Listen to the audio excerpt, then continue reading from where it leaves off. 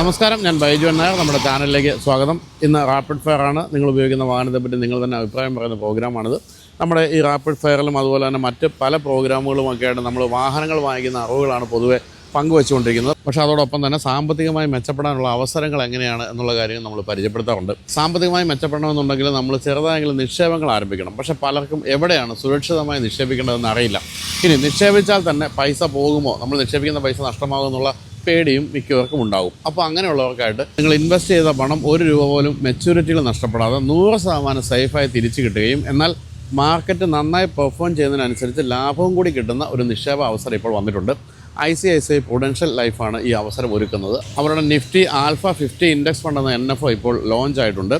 ഈ NFOയെ കുറിച്ച് അറിയാനും നിക്ഷേപിക്കാനുമുള്ള ലിങ്ക് ഡിസ്ക്രിപ്ഷനിൽ കമൻറ്റിൽ ഞാൻ കൊടുത്തിട്ടുണ്ട്. പക്ഷേ ഈ വരുന്ന സെപ്റ്റംബർ 5-ാം തീയതി വരെ മാത്രമേ ഈ NFOയിൽ നിക്ഷേപിക്കാൻ സാധിക്കുകയുള്ളൂ എന്നുള്ള കാര്യം കൂടി മനസ്സിലാക്കുക. നിങ്ങളെക്കൊണ്ടാകുന്ന എത്ര വലിയ തുകയും ഈ NFOയിൽ നിക്ഷേപിക്കാം. NAV 10 രൂപയാണ്. ഈ NFOയുടെ ഇൻഡെക്സ് കഴിഞ്ഞ 5 തൊട്ട് 10 വർഷത്തിൽ 32.8%, 21% CAGR റിട്ടേൺ ആണ് നൽകിയിട്ടുള്ളത്. നിങ്ങൾ ഈ ഒരു ഇൻഡെക്സ് പ്രകാരം 2015 ഒരു 10 ലക്ഷം രൂപ നിക്ഷേപിച്ചിരുന്നെങ്കിൽ ഇന്നത് 68 ലക്ഷം രൂപയായിട്ട് തിരികെ കിട്ടുമായിരുന്നു എന്ന് പറയുമ്പോൾ മനസ്സിലാക്കാൻ സാധിക്കുമല്ലോ എത്രത്തോളം ഗംഭീരമായൊരു നിക്ഷേപ സാധ്യതയാണ് ഇത് തുറന്നു തരുമെന്നുള്ള കാര്യം. കൂടാതെ മാസം പ്രീമിയത്തിൻ്റെ 120 ഇരട്ടി ലൈഫ് കവർ നിങ്ങൾക്ക് ലഭിക്കും. പിന്നെ വർഷം 2.5 ലക്ഷം രൂപ വരെ നിക്ഷേപിക്കുന്നവർക്ക് അതിൽ നിന്നും കിട്ടുന്ന ലാഭത്തിന് ഭാവിയിൽ ടാക്സും നൽകേണ്ടി വരില്ല. ലോങ് ടൈമിൽ നല്ല റിട്ടേൺ പ്രതീക്ഷിക്കാവുന്ന ഈ NFOയിൽ 5 വർഷത്തെ ലോക്കിംഗ് പീരീഡ് ഉണ്ട് എന്നുള്ള കാര്യം കൂടി ഓർപ്പിക്കുന്നു. പ്രവാസികളാണെങ്കിൽ കഴിയുമെങ്കിൽ മാസം 18,000 രൂപയൊക്കെ വെച്ച് നിക്ഷേപിച്ചാൽ 2 കോടി രൂപ വരെയൊക്കെ റിട്ടേൺ സാധ്യത ഇവിടെ പറയുന്നുമുണ്ട്. അപ്പോൾ മറക്കണ്ട, സെപ്റ്റംബർ 5 വരെയാണ് ഈ NFOയിൽ ഇൻവെസ്റ്റ് ചെയ്യാൻ അവസരം ഉണ്ടായിരിക്കുക. അതായത് ഇനി 3 ദിവസം കൂടി.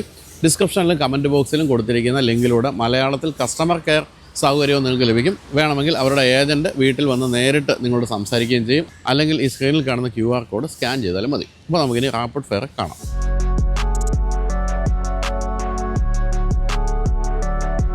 അപ്പോൾ നമ്മൾ ഇന്നത്തെ ആദ്യത്തെ കസ്റ്റമറിനെ കാണുന്നു. എൻ്റെ സുഹൃത്ത് തന്നെയാണ് അനീഷ്. അനീഷ് നമസ്കാരം. നമസ്കാരം. അനീഷ്, നിങ്ങൾക്കൊക്കെ മുഖപരിചയം ഉണ്ടാകും. കാരണം അനീഷ് ഒരു ടെലിവിഷൻ താരമാണ്.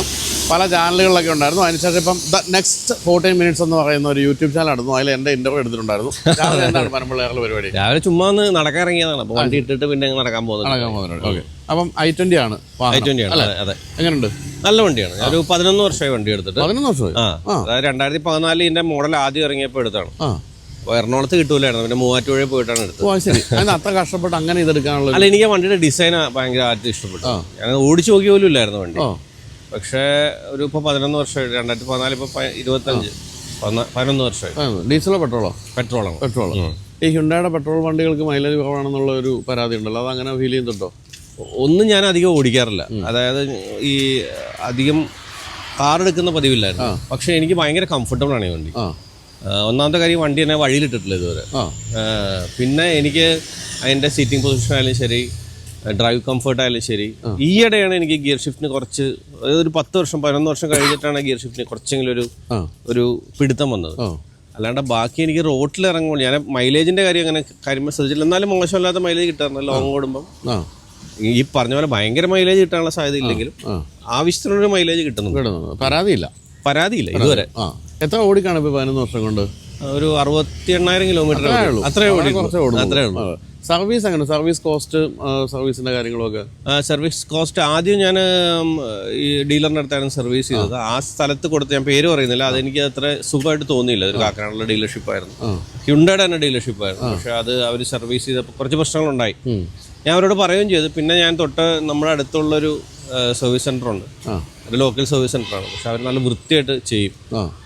അതിന് ശേഷമാണ് വണ്ടിയുടെ കുറച്ച് സെറ്റായതും ഇതൊക്കെയായിരുന്നു. പിന്നെയാണ് ഈയിടെയാണ് മറ്റേ അലൈൻമെന്റ് പ്രശ്നമൊക്കെ വന്നത്, ടയർ മാറ്റേണ്ടിയും തിരിച്ചിടേണ്ടിയൊക്കെ വന്നത്. അല്ലാണ്ട് വേറെ കാര്യമായിട്ട് പ്രശ്നങ്ങളൊന്നും ബൈജോട്ട് ഉണ്ടായിട്ടില്ല. ഇപ്പോൾ 11 വർഷം കഴിഞ്ഞാൽ സാധാരണഗതിയിൽ എല്ലാവരും വണ്ടി മാറ്റുന്ന സമയമായി. എന്താണ് പരിപാടി ഇനി? ഞാനൊരു 5 വർഷം കഴിഞ്ഞപ്പം ഒരു വോൾവോ X90 എടുക്കണം എന്നൊക്കെ തീരുമാനിച്ചാണ്. പക്ഷെ പൈസ ഇല്ലാത്ത, അല്ലെങ്കിൽ ധൈര്യമായിട്ട് പറഞ്ഞു, അല്ലെങ്കിൽ പൈസ വേണമെന്ന് അപ്പോഴാണ് മനസ്സിലായത്.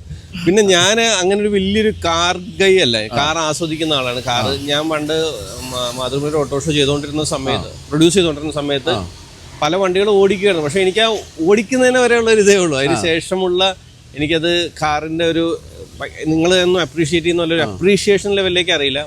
ഓടിക്കാനൊരു സാധനം, ഒരു സ്ഥലത്ത് ഡെസ്റ്റിനേഷൻ എത്താൻ ഒരു സാധനം എന്നുള്ള ഇത് മാത്രമേ ഉണ്ടായിട്ടുള്ളൂ. അത് കാരണം വണ്ടി വാങ്ങണം എന്നൊക്കെ ഉണ്ട്. പക്ഷെ ഇനി അടുത്ത ഏത് ലെവലിലേക്ക് പോകും? ഞാൻ കഴിഞ്ഞ തവണ ബൈജോട്ടൻ കണ്ടപ്പോൾ ചോദിച്ചിരുന്നു എന്താണ് അടുത്ത ലെവലിലേക്ക് നമ്മൾ പോകേണ്ടത്. എനിക്ക് എൻ്റെ ആഗ്രഹം ഒരു SUV എടുക്കാറുണ്ട്. എൻ്റെ പോക്കറ്റിൽ നിന്ന് താങ്ങാൻ പറ്റുന്ന SUV എങ്ങനെ എടുക്കാൻ പറ്റും അതൊക്കെ ഞാൻ ചോദിച്ചിട്ടുണ്ട്. അപ്പോൾ ഇനി ഒന്ന് എന്തെങ്കിലുമൊക്കെ സെറ്റായി കഴിഞ്ഞ ശേഷം, ഞാനിപ്പോൾ ചാനൽ തുടങ്ങിയുള്ളൂ, അപ്പോൾ അതിൻ്റെ പ്രാരാബ്ദവും ഇതൊക്കെ ഉണ്ട്. അത് കണ്ട് സെറ്റ് ആവണമെന്ന് വിചാരിച്ചിരിക്കും. ഇലക്ട്രിക് കാറുകൾ ഓടിച്ച് നോക്കിയിട്ടുണ്ടോ? ഇലക്ട്രിക് കാറുകൾ ഞാൻ ഓടിച്ച് നോക്കിയിട്ടുണ്ട്. ഞാൻ നേരത്തെ പറഞ്ഞ ഞാൻ ഇലക്ട്രിക് കാറുകൾ ഓടിച്ച് നോക്കിയിട്ടുണ്ട്. പക്ഷേ എനിക്ക് ഒന്നാമത് മനുഷ്യൻ ഇത്രയും കാലം ഈ ശബ്ദം കേട്ട് പിന്നെ ഈ ട്രാൻസ്മിഷൻ വലിച്ചിടുന്നതിൻ്റെ ഒരു സാധനം ഉണ്ടല്ലോ, ഈ മാനുവൽ വലിച്ചിടുന്നതിൻ്റെ ഒരു കിക്കുണ്ടല്ലോ, അത് എൻ്റെ ഒരു ഇതേ തോന്നിയുള്ളൂ. പക്ഷെ എല്ലാവരെയും അഭിപ്രായത്തിൽ ഇലക്ട്രിക് ആയിരിക്കാം ഇനി ഫ്യൂച്ചർ, എനിക്കറിയില്ല. ഇനിയിപ്പോൾ വാഹനം മാറ്റുമ്പോൾ അതിലേക്ക് എത്താനുള്ള സാധ്യതയുണ്ടോ? സാധ്യത ഉണ്ടും ഇല്ലാതും എന്നും പറയാം. കാരണം അത് ഇതുവരെ എനിക്കത് ഉറപ്പിക്കാൻ പറ്റിയില്ല. ഇലക്ട്രിക് വേണോ അതോ ഈ നമ്മുടെ ഇപ്പം ഫോസിൽ ഫ്യൂവലിൻ്റെ വണ്ടി തന്നെ വേണോ എന്നുള്ളത് ഉറപ്പിക്കാൻ പറ്റിയില്ല. പക്ഷേ ഇലക്ട്രിക് തീർച്ചയായിട്ടും നമ്മളിനി ആ ഘട്ടത്തിലേക്ക് കടന്നേ പറ്റുമെന്നാണ് തോന്നുന്നത്, അല്ലേ? അതെ, തീർച്ചയായിട്ടും അതിൻ്റെ ആവശ്യം വരും മുന്നിലേക്ക് പോകുമ്പോൾ. ഇപ്പോൾ ഈ വണ്ടിയുടെ കാര്യത്തിൽ ഏറ്റവും ഇഷ്ടപ്പെട്ട ഒരു സംഭവം എന്താ അതിൻ്റെ ഫീച്ചർ? എനിക്ക് ഇതിൻ്റെ ഇഷ്ടപ്പെട്ട ഇതിൻ്റെ ഡ്രൈവ് തന്നെയാണ്. ഇതിൻ്റെ ഡ്രൈവ് തന്നെയാണ്, ഇതിൻ്റെ കംഫർട്ട് തന്നെയാണ്. ഇതിന് മുമ്പ് എനിക്കുണ്ടായിരുന്നൊരു വാഗണാറായിരുന്നു. വാഗണാറായിരുന്നു എനിക്ക് ഇരിക്കാനും, അതായത് ടോൾ ബൈ ഓർഡർ ഉള്ള കാരണം റോഡ് കാണാനും നമുക്ക് നേരെ ഇരുന്ന് വണ്ടി ഓടിക്കാനും പറ്റിയ സംഭവം അത് തന്നെയാണ്. ഇത് പക്ഷേ ചില സമയത്ത് ഈ ലോറിയുടെ ഒക്കെ സൈഡിൽ വരുമ്പോൾ നമ്മൾ ലോറിയുടെ താഴെ വന്നിരിക്കുന്ന ഒരു ഫീലുണ്ട്. പക്ഷേ എനിക്ക് വണ്ടി ഓടിക്കുന്നതിലും ഇതിൻ്റെ എനിക്ക് ടെക്നിക്കലായിട്ട് പറയാറുണ്ട്, സ്റ്റിയറിംഗ് യൂസ് ചെയ്യുന്നതിൻ്റെ അതൊക്കെ എനിക്ക് റെസ്പോൺസ് ഒക്കെ നല്ല എനിക്ക് ഭയങ്കരമായിട്ട് ഇഷ്ടപ്പെട്ടു. ട്രാൻസ്മിഷൻ എനിക്ക് ഇഷ്ടപ്പെട്ടു. വലിയ ലാഗ് ഇല്ലാണ്ട് പോകുന്ന പരിപാടിയുണ്ട്. പിന്നെ ഈയിടെയാണ് വലിച്ചിടുമ്പോൾ ഒരു സൗണ്ടും ഇതൊക്കെയാണ്. അപ്പം ഇനി വണ്ടി സർവീസ് ചെയ്യാറായി പറയാനിരിക്കാം അല്ലേ? അതുപോലെ തന്നെ ഏറ്റവും പുതിയ വണ്ടികളിലൊക്കെ ഈ ഇൻഫർടൈൻമെന്റ് സിസ്റ്റം ഒക്കെ ഇപ്പോൾ ഗംഭീരമായിട്ടൊക്കെ വന്നിട്ട് ഇപ്പം ഇതൊന്നുമില്ല അത് മിസ് ചെയ്യുന്നുണ്ടാവും. അത് മിസ് ചെയ്യുന്നുണ്ട്, അത് കാര്യമായിട്ട് മിസ് ചെയ്യുന്നുണ്ട്. പക്ഷെ ഇതിലെനിക്ക് അഡീഷണൽ അത് വെക്കാൻ എനിക്ക് തോന്നുന്നില്ല. കാരണം ഇതിൻ്റെ ഒരു സ്റ്റോക്ക് സാധനം തന്നെ അതിനകത്ത് ഇരിക്കുക. ഇതിൻ്റെ മുകളിൽ വെച്ചൊരു ഏച്ച് കെട്ടായി പോകുന്നൊരു തോന്നലുണ്ട്. പക്ഷെ ഈ പറഞ്ഞതുപോലെ പുതിയ വണ്ടികളിലൊക്കെ കോസ്റ്റ് ടു കോസ്റ്റ് ആണല്ലോ ഈ കംപ്ലീറ്റ് ഇൻഫോർട്ടൈൻമെന്റ്. അത് കാണുമ്പോൾ ഭയങ്കര രസമുള്ളൊരു ഫീലാണ്. പിന്നെ നമ്മളിപ്പം മറ്റേ മാപ്പ് ഫോണിൽ വെച്ചിട്ടുള്ള ഓടിക്കുന്ന പരിപാടിയാണ്. പക്ഷെ നെക്സ്റ്റ് ലെവലിലേക്ക് നമ്മൾ അപ്ഗ്രേഡ് ചെയ്യുമ്പോൾ അതെല്ലാം ചിന്തിക്കണം എന്ന് ആഗ്രഹമാണ്. അപ്പോൾ ഈ പറഞ്ഞ പോലെയാണ്, ആരും അങ്ങനെ പരാതി പറയാത്തൊരു വാഹനമാണ്. പെട്രോളിൻ്റെ കാര്യത്തിൽ കുറച്ച് മൈലേജ് കുറവുണ്ടെങ്കിലും അനീഷിങ്ങനെ അധികം ഓടിക്കാത്തതുകൊണ്ട് അത് ഫീൽ ചെയ്തിട്ടില്ല എന്നാണ് എനിക്ക് മനസ്സിലാകുന്നത്. അപ്പോൾ എന്തായാലും നല്ലൊരു SUV ആയിട്ട് നമ്മൾ വീണ്ടും കണ്ടുപിടിക്കും. തീർച്ചയായിട്ടും, താങ്ക് യു സോ മച്ച്. അപ്പം വോൾവോ XC90 മനസ്സിൻ്റെ ആഗ്രഹമായിട്ട് വന്നെങ്കിൽ അത് തന്നെ സാധിക്കട്ടെ എന്ന് ആശംസിക്കുന്നു.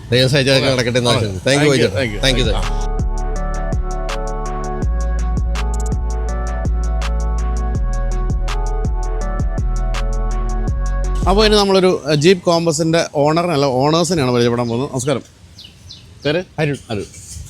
മിനിഷ. ഓക്കെ. അപ്പോൾ മനോഹരമായിട്ട് മെയിൻറ്റെയിൻ ചെയ്യുന്നൊരു ജീപ്പ് കോമ്പസ് ആണെന്ന് കണ്ടാൽ മനസ്സിലാവും, അല്ലേ? സ്വന്തം കുഞ്ഞിനെ പോലെ സ്നേഹിക്കുന്നതാണെന്ന്, അല്ലേ? ആണല്ലേ? 2 hours. 2 മണിക്കൂർ കൊതിയാകുകയാണ്. നമ്മളൊന്നും വാഷ് ചെയ്യാതെ എൻ്റെ വണ്ടികളെ കണ്ടു കഴിഞ്ഞാൽ കരഞ്ഞു പോകും. അതാണ് അവസ്ഥ. എന്താ ചെയ്യുന്നാരും? ബിസിനസ്സാ. എവിടെ? ഇവിടെ വൈറ്റിലല്ല. എന്താണ് വണ്ടിയായിട്ട് ബന്ധപ്പെട്ട എന്തെങ്കിലും ആണോ? അല്ലല്ല, ഹോം ഫർണിഷിംഗ്. ബെഡ്ഷീറ്റിന്റെയും കട്ടന്റെ. ശരി. പേരെന്താ ഷോപ്പിൻ്റെ? Deco Dairy. അപ്പോൾ അതൊന്ന് കണ്ടുവച്ചോണേ എല്ലാവരും. അപ്പം എത്ര കാലമായി ജീപ്പ് കോമ്പസ് എടുത്തിട്ട്? 1 year കഴിഞ്ഞു. എന്തുകൊണ്ട് ജീപ്പ് കോമ്പസ്? എന്തുകൊണ്ട് ജീപ്പ് കോമ്പസ് എന്നുള്ളതൊരു 5 കൊല്ലമായിട്ടുള്ളൊരു ആഗ്രഹമായിരുന്നു. ഞാൻ ആദ്യം എനിക്കൊരു താറുണ്ടായിരുന്നു. അപ്പോൾ താറ് യൂസ് ചെയ്യുമ്പോഴാണ് 2017 ജീപ്പ് കോമ്പസ് ഇറങ്ങണത്. അപ്പോൾ വീടിൻ്റെ തൊട്ട് ഫ്രണ്ടിലായിരുന്നു ഷോറൂം. അപ്പം അന്ന് മുതൽ ഇങ്ങനെ ഇടയ്ക്ക് ഇങ്ങനെ കാണും, വണ്ടി ഇങ്ങനെ കാണും. പിന്നെ ഞാൻ ഈ വെൻഡോ യൂസ് ചെയ്തുകൊണ്ട് അതിൻ്റെ ഒരു ബിൽഡ് ക്വാളിറ്റിയും സ്റ്റെബിലിറ്റിയൊക്കെ ഓടിച്ചു കഴിഞ്ഞപ്പോൾ കിട്ടിയത് കോമ്പസിലായിരുന്നു. ടൈഗൺ വൈഫ് യൂസ് ചെയ്യുന്നുണ്ട്. പക്ഷെ ടൈഗണ് അത്രയും വെൻഡോടെ അത്രയും ബിൽഡ് ക്വാളിറ്റി കുറഞ്ഞു വരിക. അപ്പോൾ അതെനിക്കൊരു ചെറിയൊരു ബുദ്ധിമുട്ടുണ്ടായിരുന്നു. അതായത് നമ്മൾ വെൻഡോ ഇപ്പോൾ 13 കൊല്ലമായി ഇപ്പോഴും ഉണ്ട്. 2 ലക്ഷം കിലോമീറ്റർ ഓടി. അപ്പൊ താറിന്റെ ഒരു റഫറൻസ് എല്ലാം ഉള്ളത് ജീപ്പ് കോമ്പസിനും. വേറെ വണ്ടിയൊന്നും ടെസ്റ്റ് ഡ്രൈവ് ചെയ്തില്ല കേട്ടോ. കോമ്പസ് മാത്രം ഇടയ്ക്കിടയ്ക്ക് ഇങ്ങനെ ടെസ്റ്റ് ഡ്രൈവ് ചെയ്യുമായിരുന്നു ഇതിന്റെ ഫ്രണ്ടിലായതുകൊണ്ട്. പിന്നെ അവിടുത്തെ സെയിൽസിലുള്ള ഒരു പയ്യൻ നമുക്ക് വെൻഡോ തന്ന പയ്യനായിരുന്നു. അപ്പൊ അവനായിട്ടുള്ളൊരു കമ്പനിയുടെ പുറത്ത് അവൻ ഇടയ്ക്കിടയ്ക്ക് വണ്ടി ടെസ്റ്റ് ഡ്രൈവ് തരുമായിരുന്നു. ഇടയ്ക്കിടയ്ക്ക് ടെസ്റ്റ് ഉണ്ടായിരുന്നു. അപ്പൊ നമുക്ക് ഈ 3 വണ്ടിയെ പറ്റി ഒന്ന് പറഞ്ഞു. വെൻഡോ എന്ന് 2 ലക്ഷം കിലോമീറ്റർ ഓടി വെൻഡോ എന്ന് പറഞ്ഞാൽ ശരിക്കും പറഞ്ഞാൽ ഫോക്സ് വാഗണിന്റെ കാര്യത്തിലും ഭയങ്കര മെയിൻ്റനൻസ് കോസ്റ്റ് വരേണ്ട ഒരു സമയമാണ്. അങ്ങനെ വരുന്നുണ്ടോ? ഇല്ല, എനിക്ക് അങ്ങനെ മെയിൻ്റെനൻസ് കോസ്റ്റ് നോർമലി വരുന്ന സർവീസിങ്ങിലുള്ള മെയിൻ്റെനൻസ് കോസ്റ്റ്, അതായത് ഒരു 12,000 ഇയർലി. ആ പിന്നെ പ്രായമാകുമ്പോൾ വരുന്ന ഓരോ പ്രശ്നം ഉണ്ടാവില്ല, അങ്ങനെയുള്ള മെയിൻ്റെനൻസ് മാത്രമേ വന്നിട്ടുള്ളൂ. പക്ഷെ അതാണ് അതിൻ്റെ അത്ര കാര്യം. പൊതുവെ എല്ലാവരും ഭയങ്കര മെയിൻ്റെനൻസ് ആണെന്ന് പറയും, പക്ഷെ എനിക്ക് അങ്ങനെ ഫീൽ ചെയ്തിട്ടില്ല. എല്ലാവരും ചോദിക്കും ഭയങ്കര കാര്യമായിട്ട്, പക്ഷെ എനിക്ക് അങ്ങനെ ഒരു മെയിൻ്റെനൻസ് വന്നിട്ടില്ല. ഇല്ല, മെയിൻ്റെനൻസ് വന്നിട്ടില്ല. താറിലേക്ക് വരുമ്പോഴോ? താറിലേക്ക് വരുമ്പോൾ മെയിൻ്റെനൻസ് അല്ല, അത് ഈ ചെറിയ ചെറിയ കംപ്ലൈൻസുകളായിരുന്നു. അതായത് ഗ്ലാസിന്റെ സൈഡിൽ കൂടെ വെള്ളം ഇറങ്ങുക, അത് എന്തോരം കൊണ്ടുപോയി കൊടുത്താലും അവർക്ക് അത് കണ്ടുപിടിക്കാൻ പറ്റില്ല. അപ്പൊ അങ്ങനെ ആ ഒരു ബുദ്ധിമുട്ടുണ്ടായിരുന്നുള്ളൂ. അത് എത്ര കാലം ഉപയോഗിച്ചു? ആദ്യം ഒരു താർ DI ഉണ്ടായിരുന്നു, അതൊരു 2 കൊല്ലം ഉപയോഗിച്ചു. മേടിച്ച വില കിട്ടിയപ്പോൾ തന്നെ അത് കൊടുത്തു. പിന്നെ ഒരു താർ CRD എടുത്തു, ഒരു 4 കൊല്ലം. അത് വലിയ നഷ്ടം ഉണ്ടായില്ല, അതും കൊടുത്തു. റീസെൽ വാല്യൂ ഉണ്ടായിരുന്നു. അത് അത്യാവശ്യം ഓഫ് റോഡിങ് ഒക്കെ പോയി എക്സ്പ്ലോർ ചെയ്തായിരുന്നു. പിന്നെ അതിന്റെ ഒരു റഫ്നെസ്സും അതിനും കുറച്ച് ബോഡി വെയിറ്റ് ഉണ്ടായിരുന്നു ആ വണ്ടിക്ക്. അപ്പൊ അതും വെൻഡോയൊക്കെ ഓടിച്ചതുകൊണ്ടായിരിക്കാം എനിക്ക് ബോഡി ക്വാളിറ്റി ഇല്ലാത്തൊരു വണ്ടി ഭയങ്കര ബുദ്ധിമുട്ടായിരുന്നു യൂസ് ചെയ്യാൻ. അപ്പോൾ എങ്ങനെയുണ്ട് ഇതിലേക്ക് വന്നപ്പോൾ? ഇപ്പോൾ ഇത്രയും കാലം എന്താ പറയുക, 5 വർഷം നോക്കിയിരുന്നിട്ട് വാങ്ങിച്ചൊരു വണ്ടി എങ്ങനെയാണ് ഇതിനെ റേറ്റ് ചെയ്യുന്നത്? ഇത് റേറ്റ് ചെയ്യുന്ന പറഞ്ഞാൽ എനിക്ക് ഭയങ്കര സ്റ്റെബിലിറ്റിയാണ്, ബിൽഡ് ക്വാളിറ്റിയാണ്, പിന്നെ റോഡ് പ്രസൻസ്, നല്ല റോഡ് പ്രസൻസ് ഉണ്ട്. വേറെ പറയാൻ നല്ല കംഫർട്ടാണ് യാത്ര ചെയ്യുമ്പോൾ. ലോങ് പോയാലും ഒരു 60 കിലോമീറ്റർ സ്പീഡിൽ മേളിലേക്ക് പോയി കഴിഞ്ഞാൽ നല്ല പവറാണ്. 200 കയറിയാലും അറിയില്ല. ലോങ് പോകാറുണ്ട്. എത്ര ദൂരം വരെയൊക്കെ പോയിട്ടുണ്ട്? കോയമ്പത്തൂർ, ബാംഗ്ലൂർ, കോയമ്പത്തൂർ. ഇത് പെട്രോളോ ഡീസലോ?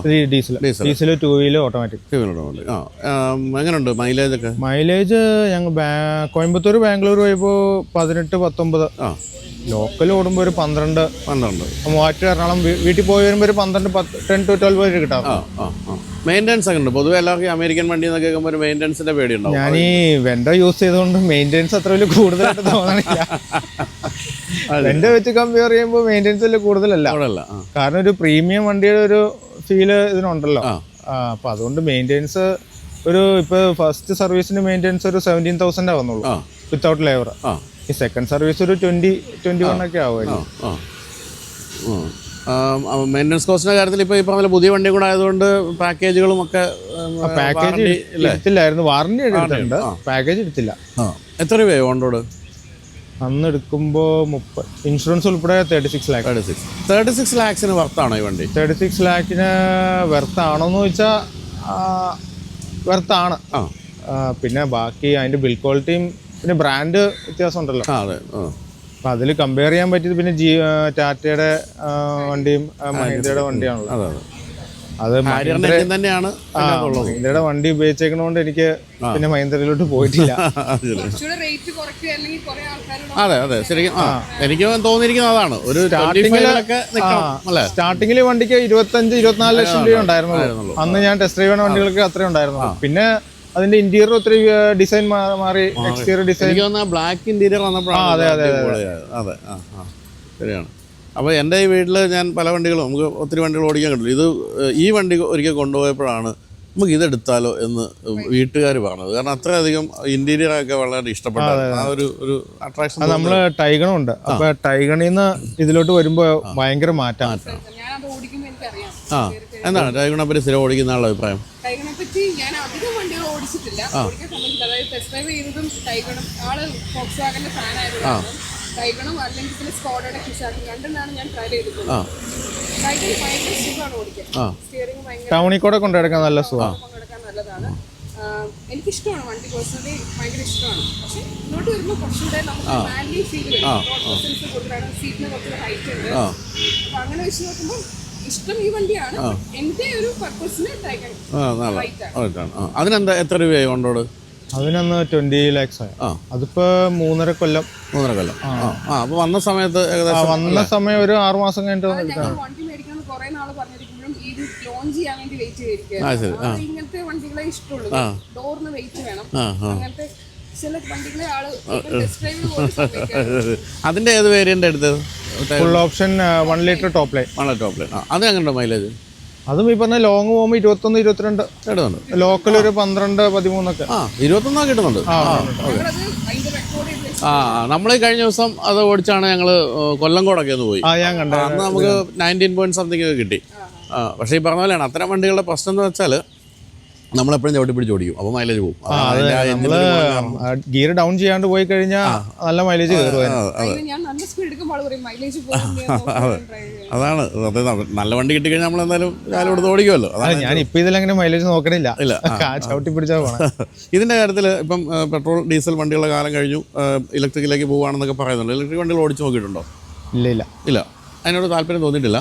താല്പര്യം ടെസ്റ്റ് ഡ്രൈവ് ചെയ്തിട്ടുണ്ട്. പക്ഷെ ഈ താല്പര്യം തോന്നാത്തതിന്റെ കാരണം എന്താ വെച്ചാല്, ഒന്ന് റേറ്റ് ഒരു 5-6 ലക്ഷം രൂപ 5 to 6 lakhs കൂടുതലാണ്. ആ ഒരു റേറ്റിൽ ഈ പെട്രോളിന്റെ ഡീസലിന്റെ റേറ്റിലോട്ട് വരുവാന്നുണ്ടെങ്കിൽ നമുക്ക് നോക്കാം.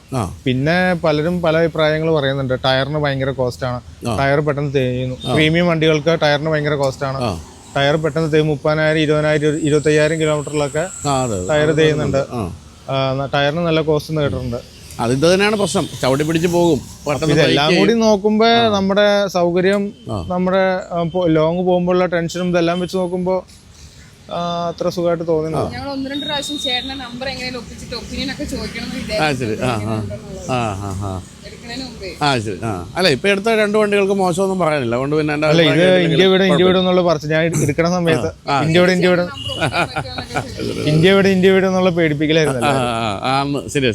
പക്ഷെ ഇപ്പൊ സെലാൻഡിസ് ഭയങ്കര സ്ട്രോങ് ആയിട്ട് ഇന്ത്യയിൽ നിൽക്കാൻ തീരുമാനിച്ചിട്ടുണ്ട്. അതുകൊണ്ട് പിന്നെ ഓക്കെ. അപ്പോൾ എന്തായാലും ഇപ്പോൾ ജീപ്പ് കോമ്പസിൻ്റെ കാര്യത്തിൽ നമ്മുടെ കഴിഞ്ഞ എപ്പിസോഡിൽ മെറീഡിയൻ്റെ കുറേ പരാതികളൊക്കെ കേട്ടിരുന്നു. പക്ഷേ എല്ലാ വണ്ടികൾക്കൊന്നും ആ പ്രശ്നമില്ല. കസ്റ്റമേഴ്സ് എല്ലാം എന്തോ പുള്ളിയുടെ ഒരു കാലക്കിടന്നേ ഉള്ളൂ. പക്ഷെ അത് പിനാക്കിൾ ഭയങ്കരമായിട്ട് കോപ്പറേറ്റീവ് ആണല്ലേ. എന്ത് ഇവരുടെ ജീപ്പ് ട്രയൽസ് നമ്മളിപ്പോ എടുത്ത് നോക്കി ഇവര് ഓരോരോ ചെറിയ പ്രോഗ്രാംസ് ഞാൻ ഇപ്പൊ 2ാമത്തെ ഒരു ട്രയൽ പോയിട്ട് വന്നു. ഞാൻ ഡെലിവറി കഴിഞ്ഞിട്ടില്ല. പക്ഷെ ഭയങ്കര ഒപ്പീനിയൻ പറഞ്ഞു. ആള് റാങ്കർ അന്ന് ഓടിച്ച് അപ്പൊ അതാണ് പറഞ്ഞോണ്ടിരിക്കുന്നത്. ഇടയ്ക്കിടയ്ക്ക് സ്റ്റാറ്റസിലെല്ലാം റാങ്കർ കഴിഞ്ഞ ദിവസം എന്നെ ടെസ്റ്റ് ഡ്രൈവ് ചെയ്യിപ്പിച്ചു. ഞാൻ അത്രയും വലിയ വണ്ടിയൊക്കെ ആദ്യമായിട്ട് ഭയങ്കര ഇഷ്ടമായി. അല്ല അവരുടെ അത്തരത്തിലുള്ള കൂട്ടായ്മകളൊക്കെ നല്ല ഞാനും പോയിട്ടുണ്ട്. എൻ്റെ കൂടെ ഒരു ഫ്രണ്ട് വന്നായിരുന്നു, പുള്ളിക്ക് ഇപ്പൊ അത് കോമ്പസിന് എടുക്കണമെന്നും പറഞ്ഞാൽ പുള്ളി ഇറങ്ങണം. അതുപോലെ തന്നെയാണ് നമ്മളിപ്പോൾ ഈ കോമ്പസിൻ്റെ 2 വീൽ ഡ്രൈവ് വന്ന സമയത്ത് അവരുടെ പ്ലാന്റിൽ കൊണ്ടുപോയിട്ട് പ്ലാന്റിന്റെ ബാക്കിൽ ഒരു വലിയ ഒരു ഇതുപോലെ തന്നെ ഒരു ഓഫ് റോഡ് ട്രാക്ക് ഉണ്ട്. അതിൽ 2 വീൽ ഡ്രൈവ് ആണെന്ന് പോലും തോന്നൂല. ഇത് കേറ്റാന്നും പറഞ്ഞാൽ കൊണ്ടുപോയത് മഴ കാരണം അന്ന് കേറ്റില്ല. പക്ഷെ കയറി പോകും. 4 വീൽ ഡ്രൈവ് ഒന്നും വേണ്ട, അത്രയ്ക്ക് എഫിഷ്യൻ്റ് വണ്ടി. അപ്പോൾ എന്തായാലും താങ്ക് യു സോ മച്ച്, കണ്ടതിൽ വലിയ സന്തോഷം. Thank you. അപ്പം അടുത്ത EV ഒക്കെ എടുക്കുന്നിടത്ത് വിളിച്ചു. ഇനിയിപ്പോൾ നമ്പർ തരാമല്ലോ, കുഴപ്പമില്ല. Okay, thank you.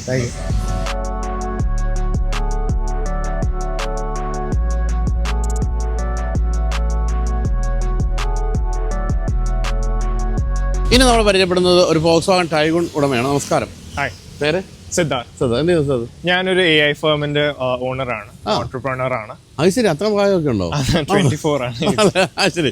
AI firm എന്ന് വെച്ചാൽ എന്തൊക്കെയാണ് നമ്മൾ ചെയ്യുന്നത്? ഞങ്ങൾ ഫാമിലി ബിസിനസ് ഉണ്ട്. ഞങ്ങളൊരു ടാലി എന്ന് പറഞ്ഞ അക്കൗണ്ടിങ് സോഫ്റ്റ്വെയറിന്റെ പാർട്ട്നേഴ്സ് ആണ്. അതിന്റെ sales, customization. So I thought why not അതെന്നുള്ളൊരു എക്സ്ട്രാ ആയിട്ട് ചെയ്യാമെന്ന് വിചാരിച്ചിട്ട് I started in AI firm. അപ്പോൾ നമ്മൾ ടാലി എന്നുള്ള പല രീതിയിലുള്ള റിപ്പോർട്ടിംഗ് ആൻഡ് അനാലിറ്റിക്സ് പുറത്തേക്ക് കൊണ്ടുവന്ന ഒരു ഡാഷ്ബോർഡിൽ വളരെ കൺവീനിയന്റ് ആയിട്ട് അതിൽ കുറെ AI-യുടെ ഇൻസൈറ്റ് കൊടുത്തിട്ടുള്ള റിപ്പോർട്ട്സ് കൊണ്ടുവരാണ്. ഫോർ എക്സാമ്പിൾ നമ്മൾ നോക്കുകയാണെങ്കിൽ ഒരു മാസത്തെ സെയിൽസ് ഫോർകാസ്റ്റിംഗ് എത്രത്തോളം വരും, നമ്മളൊരു 2 year ഡേറ്റ് എടുത്തിട്ട് ഈ മന്ത്ത്തേക്ക് എന്തൊരു സെയിൽസ് എക്സ്പെക്ട് ചെയ്യാം, അല്ലെങ്കിൽ നമ്മളൊരു ഇൻവെന്ററി സ്റ്റോക്കിംഗ് മെക്കാനിസം കുറച്ചുകൂടി എഫിഷ്യന്റ് ആക്കാൻ പറ്റും. ഇതുപോലത്തെ പല രീതിയിലുള്ള AI റിപ്പോർട്ടിങ്സ് ആണ് വാട്ട് വി ഡു. ശരി. എന്താ പേര് അതിന്റെ സ്ഥാപനത്തിന്റെ? അറൗണ്ട് AI എന്നാണ്. Around AI. ഇപ്പൊ നമ്മള് AI ആണ് ഇപ്പം അല്ലേ, ഇവിടെ എല്ലാവരും പുതിയ സ്റ്റാർട്ടപ്സും എല്ലാം AI ബേസ്ഡ് ആയിട്ടുള്ള സാധനങ്ങളാണ് ചെയ്യുന്നത്. അപ്പൊ ഇത് ഇത്തരത്തിലുള്ള കാര്യങ്ങളൊക്കെ ചെയ്യുന്നതുകൊണ്ട് ധാരാളം ട്രാവൽ ഉണ്ടോ? ഉണ്ട്, അത്യാവശ്യം ട്രാവൽ ഉണ്ടാവും. ക്ലൈന്റ് വിസിറ്റ് ആണെങ്കിലും ആ ഒരു രീതിയിൽ ട്രാവൽ ഉണ്ടാവും. അപ്പൊ എത്ര കാലം ടൈം എടുത്തിട്ട്? 3 years കഴിഞ്ഞിപ്പോ 4th ഇയറിലേക്കായി. ഫസ്റ്റത്തെ റിലീസിൽ വാങ്ങിയതായിരുന്നു 21 November ആണ്. ഏതാണ്, ഓട്ടോമാറ്റിക് ആണോ? Automatic, Highline automatic. Petrol automatic ആണ്. അപ്പോൾ പെട്രോൾ ഓട്ടോമാറ്റിക് എന്ന് പറയുമ്പോൾ പ്രധാനമായിട്ടും നമ്മുടെ മനസ്സിൽ വരാൻ പോകുന്ന ഒരു പ്രശ്നം മൈലേജ് ആയിരിക്കുമല്ലോ. മൈലേജ് എനിക്ക് സിറ്റിക്കകത്ത് എങ്ങനെ ഒരു 8 to 10 കിട്ടാറുണ്ട്. ഹൈവേയിൽ പുഷ് ചെയ്ത സംവെയർ ഡിപ്പെൻഡിങ് ഓൺ ആ ഒരു ഡ്രൈവിംഗ് മൂഡ് അനുസരിച്ച് ഒരു 16 to 20 വരെ കിട്ടുന്നുണ്ട്. ക്ലെയിം ചെയ്യണ മൈലേജ് അറൌണ്ട് 20, എങ്ങനെ ഒരു 16 to 18 കറക്റ്റ് ആയിട്ട് ഹൈവേയിൽ കിട്ടാറുണ്ട്. നമ്മൾ ഈ കഴിഞ്ഞ ദിവസം ടെസ്റ്റ് ചെയ്തപ്പോൾ 19 കിട്ടിയത്. നമ്മൾ ഓടിച്ച് മറ്റേ പാലക്കാടൊക്കെ ഒന്ന് പോയിട്ട് അത്ര. പക്ഷേ എങ്കിലും ഈ പറഞ്ഞ പോലെ നമുക്കൊന്ന് ഫ്ലോർ ചെയ്യാൻ തോന്നും. അതിന്റെ ഒരു ആ ഒരു വണ്ടിയുടെ ഒരു ബിൽഡ് ക്വാളിറ്റിയിൽ ഒരു ട്രസ്റ്റ് തോന്നിക്കഴിഞ്ഞാൽ നമുക്ക് ഫ്ലോർ ചെയ്യാൻ തീർച്ചയായും. എത്ര കാലമായി വാങ്ങിച്ചിട്ട് ഇപ്പോൾ? 3 years. എത്ര ഓടി കാണും? 30 ഓടി, 30+ ജസ്റ്റ് ക്രോസ് ചെയ്തു. ഒരാൾ ടൈഗൺ വാങ്ങിക്കാൻ വേണ്ടി അഡ്വൈസ് വെച്ചാൽ എന്ത് പറയും? സോ മെയിൻലി അതിൻ്റെതായ ഒരു European brand and Volkswagen എന്നുള്ളൊരു ബ്രാൻഡിന്റെ പേരിലുള്ള trust is the main thing. പിന്നെ ഇവിടെ ലോക്കലിയുള്ള service I am very comfortable. ഇപ്പൊ എങ്ങനെ പോയാലും ഇപ്പൊ റീസെന്റ് കൂടെ ഞാൻ ഒരു ടൈംലി സർവീസ് കഴിഞ്ഞാണ്. വളരെ എഫിഷ്യന്റ് ആയിട്ടാണ് അവർ ചെയ്യുന്നത് ഇവിടെ. ആൻഡ് പിന്നെ ആ ഒരു 120യുടെ മേളിൽ പുഷ് ചെയ്യണമെങ്കിൽ വി നീഡ് ദാറ്റ് ട്രസ്റ്റ്. അപ്പൊ ഈ ഒരു ബഡ്ജറ്റ് ഈ ഒരു സെഗ്മെന്റിൽ നോക്കുമ്പോൾ ദിസ് ഇസ് പെർഫെക്റ്റ് ആണ്. എത്ര രൂപയായി ഓൺറോഡ്? എനിക്കിതൊരു 17.7 ആ ടൈം. അത് ഇതുവരെ നമ്മൾ ഇതിന്റെ ഗുണങ്ങളാണ് പറഞ്ഞത്. ദോഷങ്ങൾ എന്തെങ്കിലും തോന്നിയിട്ടുണ്ടോ? മൈലേജ് പറഞ്ഞ പോലെ. പിന്നെ ദോഷം എന്ന് പറയാൻ കാര്യമായിട്ട് എനിക്കും തോന്നില്ല. I have a personal attachment to the car. അങ്ങനെ നമ്മൾ ദോഷം പറയത്തില്ല. പക്ഷെ എന്നാലും നമ്മൾ നോക്കുമ്പോൾ ഞങ്ങൾ ആക്ച്വലി ഇനിഷ്യലി പോയത് ഒരു പോളോ പർച്ചേസ് ചെയ്യണം. So that time they told us Polo stop ചെയ്യണം. ടൈഗൺ എന്ന് പറഞ്ഞ പുതിയൊരു മോഡൽ വരുന്നുണ്ട്. സോ വെൻ വി അസിസ്റ്റ് രണ്ടും നമ്മൾ അസിസ്റ്റ് ചെയ്തപ്പോൾ കുറച്ചുകൂടി ഒരു ഇന്ത്യനൈസേഷൻ നടന്നിട്ടുണ്ട്. ആ ഒരു എറയിലായിരുന്നു ആ ഒരു ഹോൺ ആണെങ്കിലും ഇന്റീരിയേഴ്സ് ആണെങ്കിലും കുറച്ചൊരു ഇന്ത്യനൈസേഷൻ മാറ്റിയിട്ടുണ്ട്. അതല്ലാണ്ട് അങ്ങനെ പ്രത്യേകിച്ച് എടുത്ത് പറയാനുള്ള ദോഷങ്ങളൊന്നും ഇല്ല. Very comfortable with this car. അപ്പം ഇത് വാങ്ങിക്കുന്ന സമയത്ത് മറ്റെന്തെങ്കിലും ഒക്കെ ടെസ്റ്റ് ചെയ്തിരുന്നു അതോ നേരെ ഇതിലേക്ക് വരികയായിരുന്നു? ഞാൻ ആക്ച്വലി ഇനീഷ്യലി ഞാൻ ഇപ്പൊ പറഞ്ഞല്ലോ പോളോ ആയിരുന്നു നോക്കിയത്. So that time they had mention this. അപ്പൊ ഇതിന്റെ കൂടെ തന്നെ ഒരു കുഷാക്കും ഉണ്ട്. സെയിം പ്ലാറ്റ്ഫോം ആണ്. But when we assess the branding and all of that we felt maybe Volkswagen ഞങ്ങൾക്ക് ആ ഒരു ട്രസ്റ്റ് ഉള്ള രീതിയിൽ അപ്പൊ ഇപ്പം ഏറ്റവും പുതിയ വണ്ടികളൊക്കെ വരുന്നുണ്ടല്ലോ. ഇപ്പൊ ഈ ഒരു ചെറുപ്പക്കാരൻ എന്നുള്ള നിലയ്ക്ക് ചോദിക്കുകയാണ്, ഏതാണ് പെട്ടെന്ന് കണ്ണിൽപ്പെട്ട കൊള്ളാലോ തോന്നിയ ഒരു മോഡല്? ഞാൻ റീസെന്റ് മറ്റേ ഇവരെ സ്കോഡയുടെ തന്നെ ഒരു കൈലാക്ക് കണ്ടിരുന്നു. അപ്പൊ ഇതിന്റെ തന്നെ ഒരു സബ്വേർഷൻ ആണ്. അതിന്റെ ഒരു ടെറയും വരുന്നുണ്ട്. ഐ തിങ്ക് നെക്സ്റ്റ് ഇയർ എന്തോ വരും.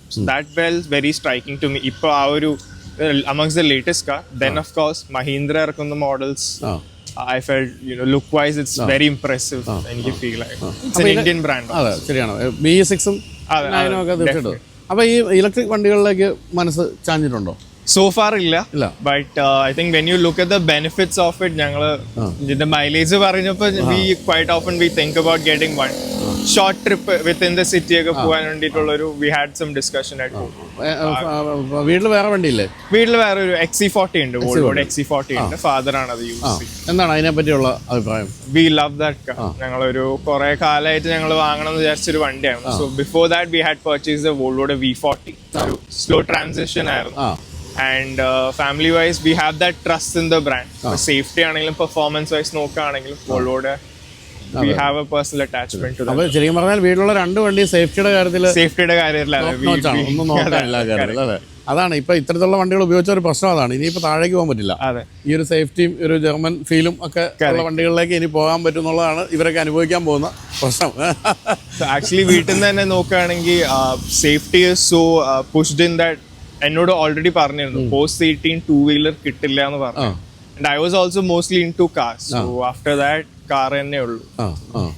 അപ്പോൾ എന്നാലും ഈ പറഞ്ഞല്ലോ ഒരു മോശം പറയാനുണ്ടാവില്ല, നമുക്കറിയാം. ആ രീതിയിലുള്ള ഗംഭീരമായ വാഹനമാണ്. പിന്നെ രണ്ട് പ്രശ്നങ്ങൾ പറയാം. ഒന്ന് സിറ്റിയിൽ മൈലേജ് കുറവ്. പക്ഷെ വേറൊരു കാര്യമുണ്ട്, ഏത് വണ്ടിക്ക് പെട്രോൾ വണ്ടിക്ക് സിറ്റി മൈലേജ് ഇല്ല, ഒന്നിനുമില്ല. ഇപ്പം ഈവൻ പണ്ടൊക്കെ വളരെ ചെറിയ മാരുതിയുടെ വണ്ടികൾക്കൊക്കെ 12-14 ഒക്കെ ഇപ്പം അതുപോലും ഇല്ല, എല്ലാം പോയി. പിന്നെ ഹൈവേയിൽ ഓടിക്കുമ്പോൾ നമ്മൾ ഫ്ലോർ ചെയ്യുന്നുള്ള കാര്യം സംശയമില്ല, ഇത്തരത്തിലുള്ള എഞ്ചിനൊക്കെ ആകുമ്പോൾ. അപ്പോൾ വീണ്ടും മൈലേജ് കുറയുന്നുള്ളതാണ്. പക്ഷെ ഒരു RPM ഒക്കെ മെയിൻറ്റെയിൻ ചെയ്ത് പോവുകയാണെങ്കിൽ 19 ഒക്കെ കിട്ടുന്നുള്ള ഒരു സംശയമില്ല. അപ്പോൾ എന്തായാലും ഗുഡ് ചോയ്സ് രണ്ടും വീട്ടിൽ. അപ്പോൾ ഫാദറിനോട് അന്വേഷണം പറയുക. തീർച്ചയായും. Thank you so much.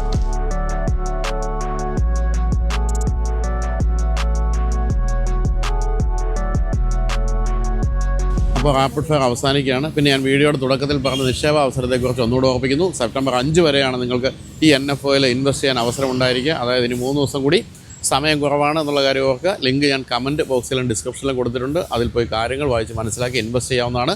അതുമല്ലെങ്കിൽ സ്ക്രീനിൽ കാണുന്ന QR കോഡ് സ്കാൻ ചെയ്താലും മതി. അപ്പോൾ അടുത്ത ആഴ്ച മറ്റൊരു റാപ്പിഡ് ഫയറുമായിട്ട് കാണാം. വീഡിയോ ഉണ്ടല്ലോ. നന്ദി. ബൈ.